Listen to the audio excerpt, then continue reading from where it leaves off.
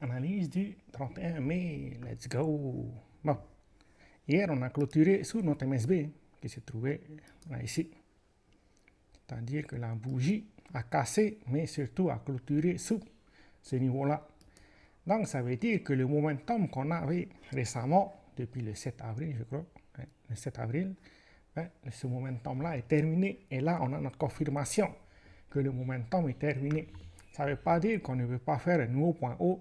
Ça veut juste dire que la tendance haussière qu'on avait récemment a cassé.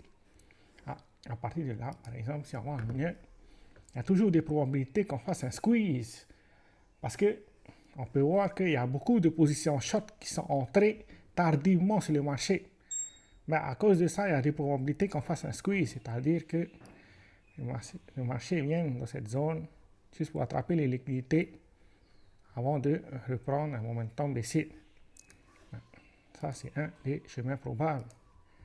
Mais si l'autre scénario probable, c'est qu'on fasse un squeeze, mais qu'on vienne chercher plusieurs liquidités, c'est-à-dire aux alentours des 109 000. Les probabilités qu'on vienne là ici chercher les liquidités avant de retracer le mouvement. Ça, c'est si vraiment le marché arrive à venir attraper les liquidités qui sont dessus. Tout va dépendre de l'agressivité des acheteurs et surtout du positionnement de ceux qui sont à l'avant, s'ils ont pris leur profit ou non. Bon, pour le moment, on a une structure haussière à court terme.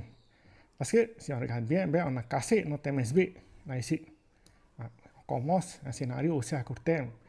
Donc il y a toujours des probabilités qu'on vienne tester notre bloc qui se trouve là ici. Et finalement, on retrace le mouvement. Mais la structure est baissière, en général, avec des creux et des sommets de plus en plus bas. Donc, on n'a toujours pas pour le moment formé un creux au-dessus. Donc, il y a des probabilités qu'on vienne tester ces zones-là avant de retracer le mouvement baissier. C'est tout ce qu'on a pour aujourd'hui. Ciao, ciao.